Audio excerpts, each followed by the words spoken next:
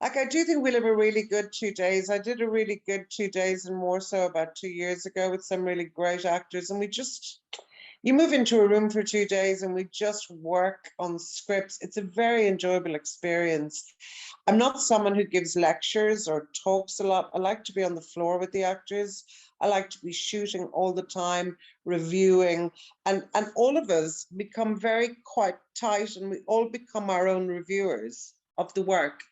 So it's a very collaborative 2 days.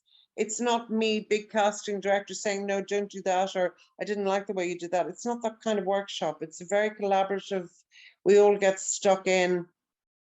And I think everybody learns a lot from it. I think everybody gets a little something from it. And it's about nourishing talent as opposed to reviewing it. It's about nourishing and nurturing. And making the actor just feel really comfortable in front of camera, so they're never frightened or never